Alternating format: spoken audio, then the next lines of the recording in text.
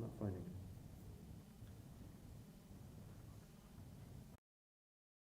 Or, sorry, it is described.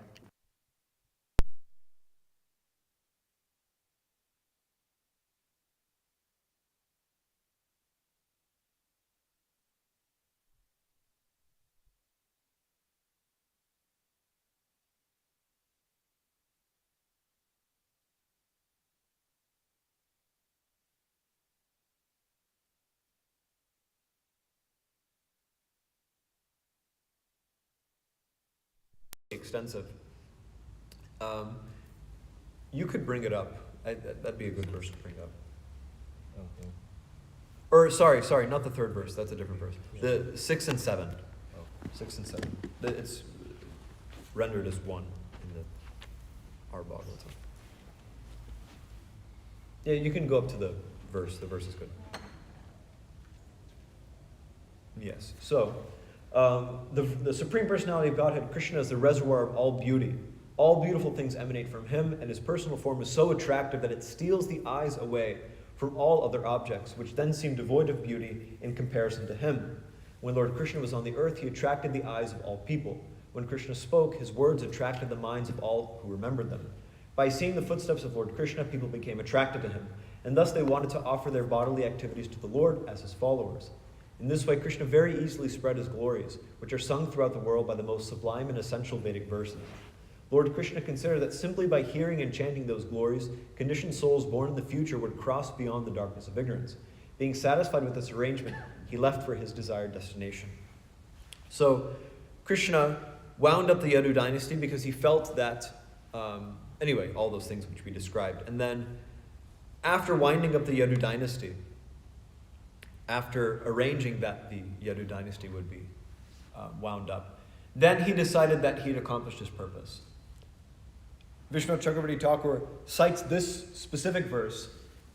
We don't have to read the purport, but he cites this specific verse as particularly indicative of Krishna's purpose. That Krishna's purpose was to show his form, his beautiful form, to everybody in the world, and to, like it says here, to steal the eyes away from all other objects, steal the ears away from all other objects of hearing, to steal the mind away from all other objects of thinking, of philosophy. So in this way, Vishnu Chakravarti Thakur describes that he does this Vyajastuti. Vyajastuti means praising on the pretext of, what would you say? Speaking harshly.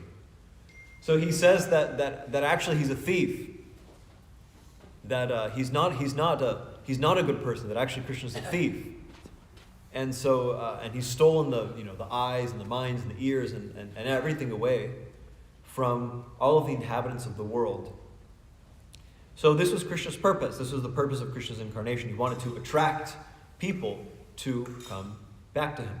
So, feeling like he's accomplished his purpose, he, and also significantly, he arranged for not just for the people at the time to be attracted to him, but he also arranged that there would be some process or some means by which people in the future also could be delivered, could also be attracted. It doesn't say it specifically in this verse, but Vishnu Chakravarti Thakur describes how great poets travel around and sing the glories of the Lord, and in this way people hear and become attracted. So Krishna felt that he was satisfied.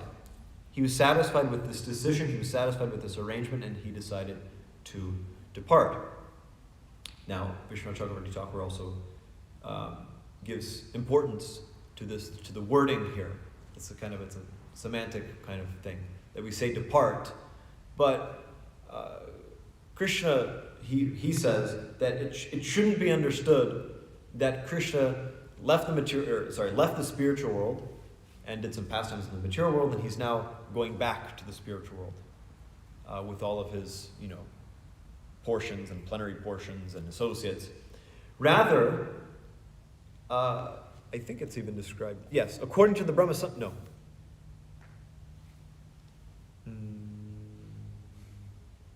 No, anyway, different Brahma Samhita verse. But there's a verse in the Brahma Samhita that Vishwanath Chakravarti Thakur quotes. Doesn't quote it specifically, but he mentions it. This Ananda Chinmaya Rasa Pradibhavatavis Tha Viryam Eva Nijarupataya Kalabis Goloka Eva Nivasatya Kilatma Bhuto Govindamadi Purusham Tamaham Bhajami. So this line specifically, Goloka Eva Nivasatya Kilatma Bhuto. That Krishna, this is very commonly quoted by Srila Prabhupada, that Krishna never leaves Goloka Vrindavan. He never leaves the spiritual world. Rather, it's a matter of him becoming manifest to our vision and unmanifest. And Vishwanath, he also quotes this verse which was spoken by Uddhava in the 2nd chapter of the 3rd canto, verse number 7, where Uddhava is speaking to Vidura and he describes go for it. 2nd canto, 3rd chapter. No, 3rd canto, 2nd chapter, verse 7.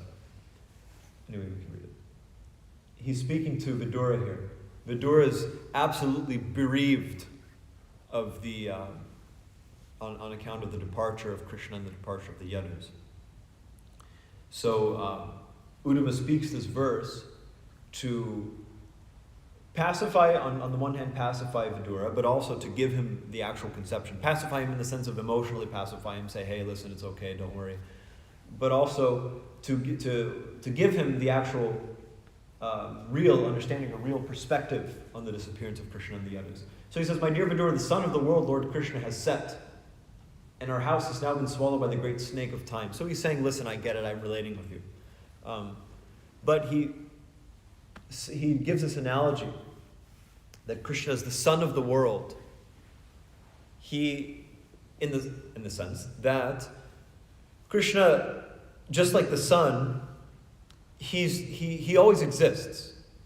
When the sun rises and sets, it's not that the sun stops existing. It's not that the sun, extinguishes or something like that.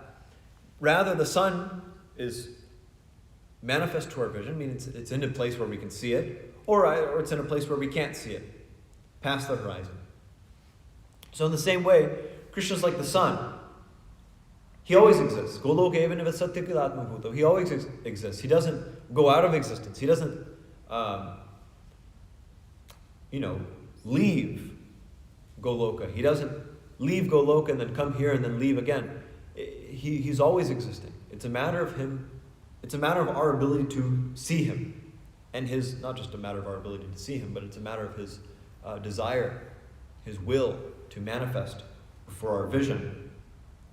So this brings up a topic which is the main topic of Srila Prabhupada's purport here to this verse, verse 29, that yes, according to Brahma Samhita, the Lord has many forms. It is stated therein that the Lord has innumerable forms. So this form of the Lord is not it's not something temporary. Krishna describes in the Bhagavad Gita that ignorant people, they think that I was formless before and that now I have a form and that I'll become formless again.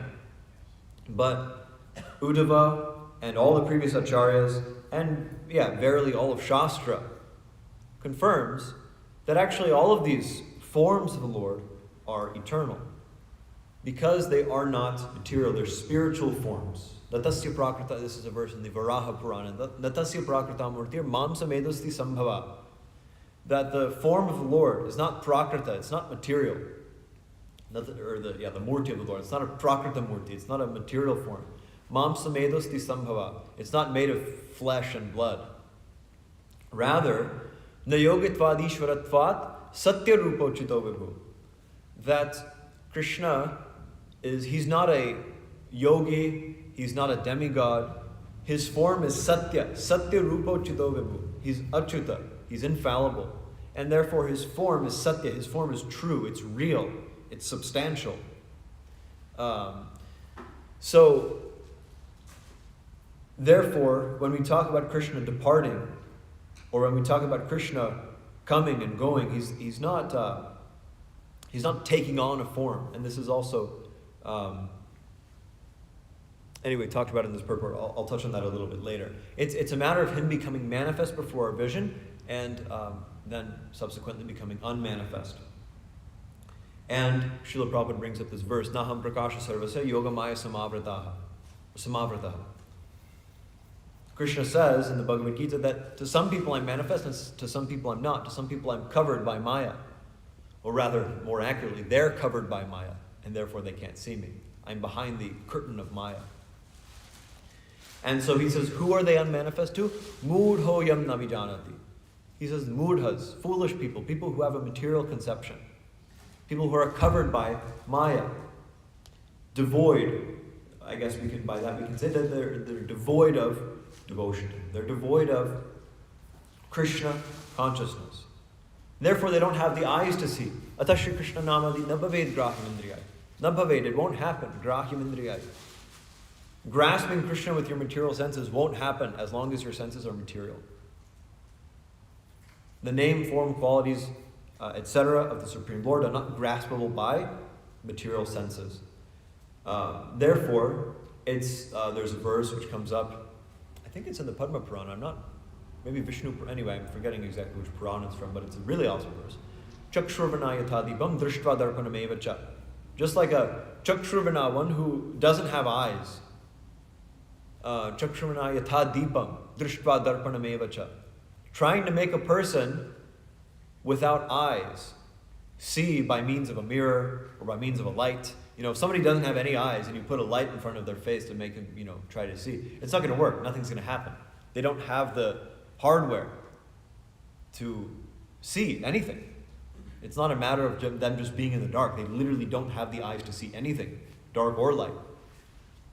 So in the same way, samipasthana pashyanti, tatha Vishnu bahirmukha. Those who are averse to Vishnu, those who are Vishnu bahirmukha, averse to Vishnu, samipasthana pashyanti. In the same way, they can't see.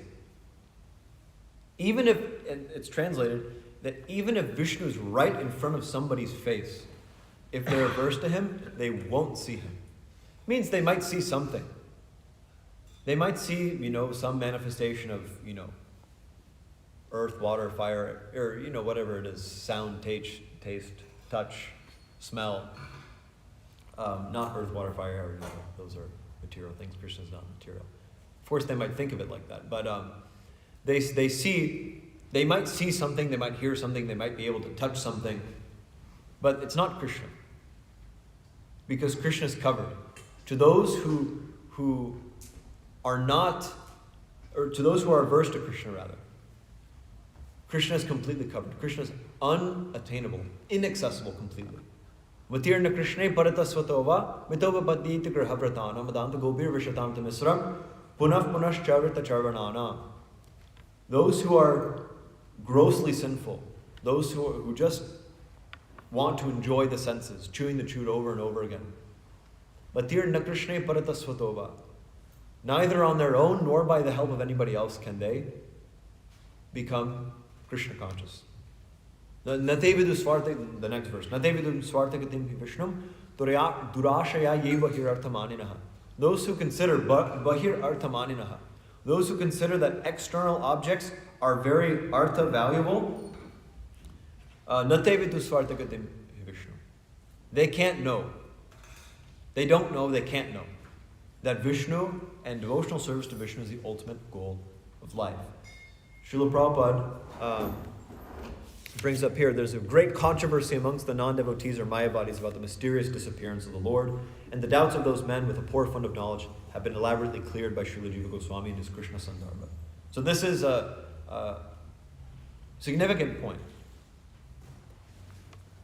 Okay, gotta get moving. This is a significant point that Mayavadis, this Mayavad philosophy, this philosophy that Krishna was formless, then Krishna accepted some kind of material form, and then, became formless again. It's a form of aversion to the Lord. It's a form of mudhatva. It's a form of being a mudha. It's a form of foolishness. Maya vadama satchastram prachannam bodham uchite mayeva vihitam devi kalo brahmana murtina. Shiva says, that Mayavadam asat shastram, this is a significant line, Mayavadam asat shastram, that Mayavad is asat shastra. It is untrue or fake. Shastra in this case you can understand to mean shastric conclusions. It's a fake or unreal, unnatural, untrue, however you want to translate it, conclusion from Shastra. Therefore, and prachannam bodhamuchyate. Or perhaps you could even say because it is a covered form of Buddhism. It's a form of Buddhism in the sense that it just, it advocates some kind of, destruction of one's individuality. But it's based on Shastra. Loosely based on Shastra, we can say. Why is it loosely based on Shastra? Why is it that Krishna gives such people any material to develop those conclusions? Srila Prabhupada brings up in this purport, Krishna always keeps himself out of the vision of the non-devotees who are devoid of love and devotion, and thus he puts them still further away from the Lord. So this pastime of the Lord's disappearance, we can generally say the big principle here, this pastime of the Lord's disappearance, this pastime of the Lord's winding up the Yadu dynasty, especially in the way that he wound up the Yadu dynasty, is a manifestation of Asura Mohana Lila. Krishna is bewildering the demons, he's bewildering the atheists. Why? Why is he doing that? Because they want to be. They want to be bewildered. They want to be far away from Krishna. Therefore, Krishna says, go for it. And not only does Krishna say, go for it, Krishna says, and here's why you should do it. Yamimam pushpidam vacham prabhadantya vipashchitaha vedavadarataf partha nanyadastiti vandanaha. People, therefore, they become attracted by all the flowery words of the Vedas. Apani pado javano grahitam. Pashati chakshu sashanotya karna. That the Lord has no eyes, the Lord has no ears, the Lord has no this, no that. He gives them shastras. Bhogaishwarya prasaktanam. He takes away their intelligence. Bhogaishwarya gatim prati. Because they have this goal, their whole shastric study, their whole everything is based on this goal of Bhogaishwarya, basically speaking. It's degrees of subtlety. Sometimes it's, sukshma Bhogaishwarya. Sometimes it's subtle desires for Bhoga and Aishwarya. And sometimes it's just gross. Some people literally just want money and, sense gratification. Others just, they want the position of the Supreme Lord. So, Krishna gives them all kinds of shastras. Krishna gives them, he gives them, and not only does he give them shastras, he gives them the intelligence to interpret the shastras. He gives them their, shastra gurus who, teach them that, this translation is like this, and they teach them all the rules of, vyakarana, and they teach, you teach them, panini, you teach them, nyaya, you teach them everything. Absolutely everything, and then they're perfect scholars. They have this amazing scholarly capacity to forget Krishna. Because every single little statement in Shastra they analyze and they'll say, okay, this means this, and it definitely doesn't mean this, because that's, the Vaishnava interpretation, or that definitely doesn't mean this or that. So, Krishna gives them the intelligence. They want to forget him, Krishna gives them sufficient intelligence. Sometimes it seems like Krishna gives them more intelligence to forget him than he gives us to remember him. You see some of these Mayavadis, they're so learned, incredibly learned, They have that kind of facility. They have all these schools, they learn Sanskrit, at a very young age, and they're given all these samskaras, they have very pure, chitta, very pure, intelligence also for understanding things. And Even they have very sattvic habits. They're very sattvic life. They're vegetarian their whole life. They do Agnihotra every day. Everything like just really paka. Everything really sattvic. Everything really good. But Krishna does that only to prime them to be completely open to forgetting him. It's amazing. And more so than it seems like, more so than he gives us facility to remember him. How many, besides maybe some some Babajis in Vrindavan, some of them are so incredibly learned. Some of them do all this study. Of course, our main thing isn't studying, our main thing is preaching. But even then, we see like some of these people are so incredibly learned. They study Nyaya, they study, Mimamsa, they study, Upanishads, everything. So, but all of it is useless. It's all completely useless. Why? Because it's just an elaborate means for forgetting the real goal of life. It's an elaborate means for not knowing and for maintaining one's lack of knowledge about Vishnu and the goal of life. Oh Lord, okay, a few more points here. So those who know the essence of the Shastra, those who know that Srimad Bhagavatam, that these kinds of conclusions, that the conclusion here, where is it? Krishna has many forms. His forms are eternal. His primeval eternal form never changes. There's no possibility of his form of Satchidananda changing. Those who know are actually in knowledge. Those who know are therefore called Brahmanas. Yavan artha udapane sarvatasam tudotake tavan sarveshu vedeshu brahmanasya vijanata. Just as a big well serves the purposes of a small well, similarly, those who know the essence of Shastra can serve all of the purposes of Shastra.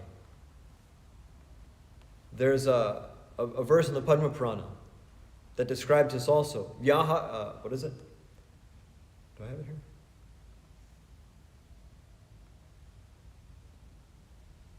Oh yeah. Vyamohaya characharasya jagatasте te puranagama.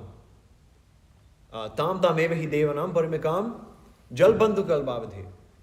That in Shastra, there's all kinds of narrations for different kinds of people that, they recommend this demigod for all these, bewildered people. They recommend this demigod, or they recommend that this is the goal of life.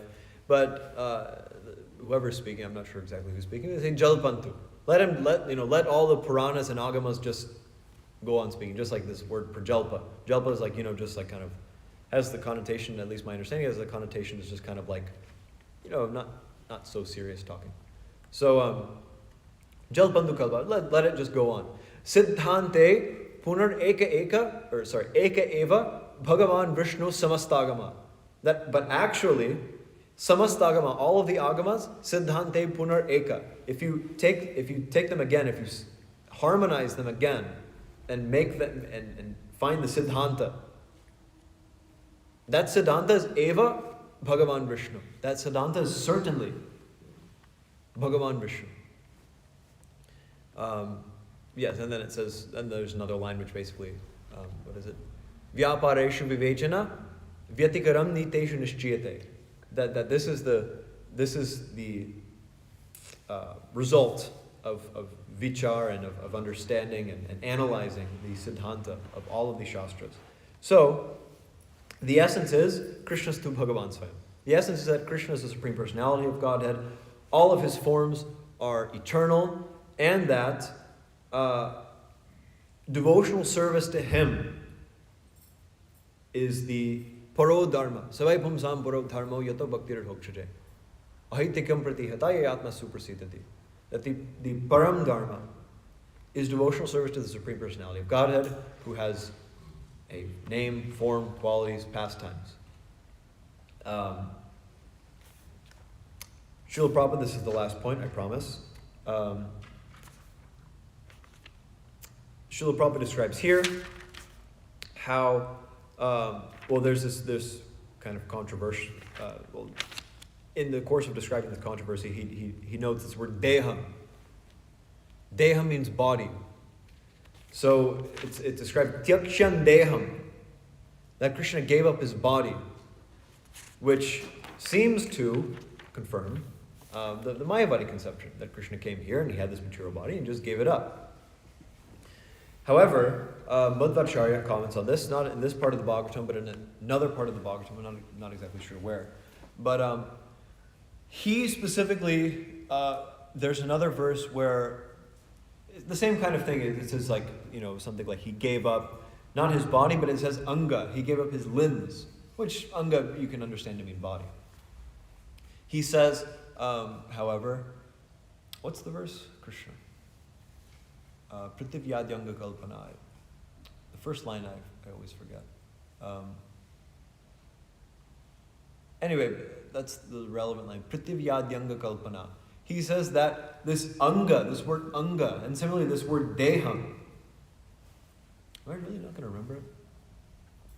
Do I have it here? Anyway, bummer. It's a good verse. Anyway, he says that this all of these descriptions of Krishna giving up his body, his deham, his anga, is actually referring to Prithvi. It's referring to the earth. Why? Because the Virat Rupa, like Krishna, or like Srila Prabhupada is describing here, the Virat Rupa is described in the I think second canto of the Bhagavad. It's the second canto or third canto? I think it's second canto. Second canto, it's described the first step in God realization. So this Virat Rupa, Srila Prabhupada gives this analogy here.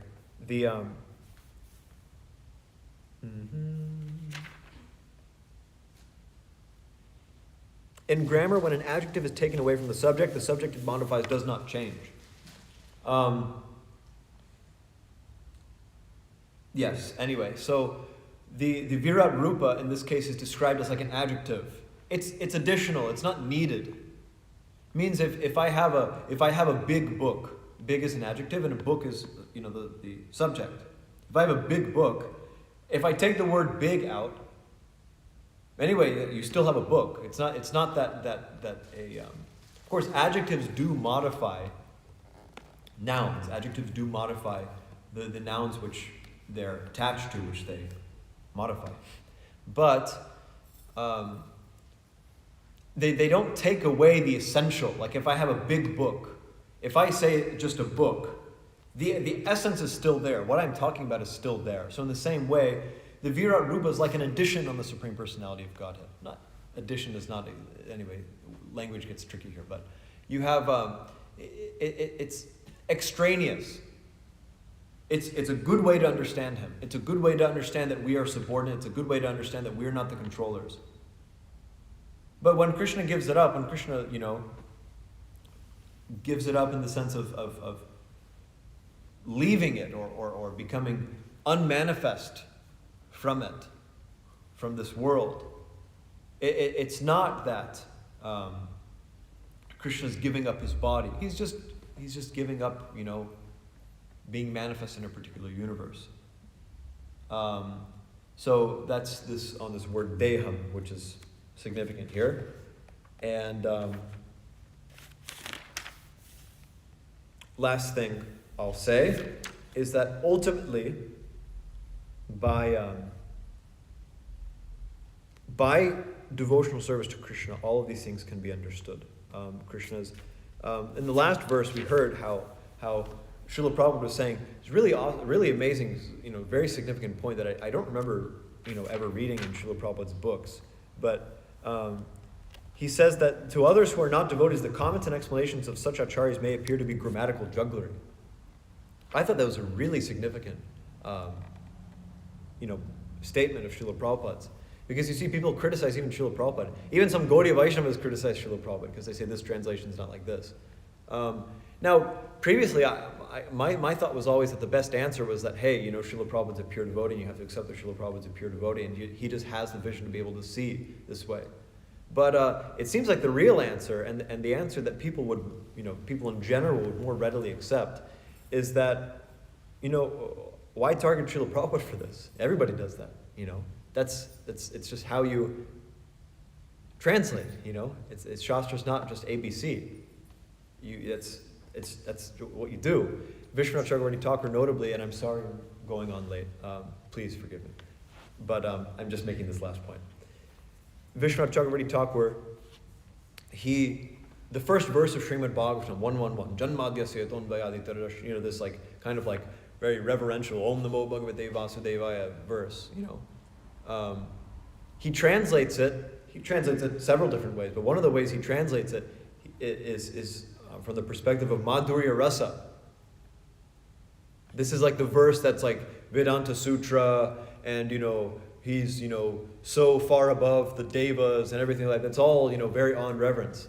But he translates it from the perspective of Krishna being the source of the Madhurya Rasa, and he engages in all kinds of conjugal pastimes with this. So everyone does it. So in the same way, these all of these things can be understood by bhakti only. Svalpapi, this is Bhakti Rasamrita, Svalpapi ruchireva syad bhakti tattva vabodhika yuktistu kevalaneva Krishna. Anyway, the last word is apratishtata. It says that taste, ruchi, some little bit of taste, some little bit of love for the Supreme Personality of Godhead, that's how we understand bhakti tattva. Not necessarily, it says yuktistu kevalaneva, not just logic. Logic is not enough. It's apratishtata. It can't actually really establish things. So that's how we understand these things. Last thing I'll say, anyway, I'll leave it at that. Yeah, I'll leave it at that. That's fine. That's sufficient. I guess, anyway, we can just, if anybody has a question, they can just ask me personally or whatever it is, because we're late now. So, anyway, Srimad Bhagavatam ki jai, Srila Prabhupada ki jai.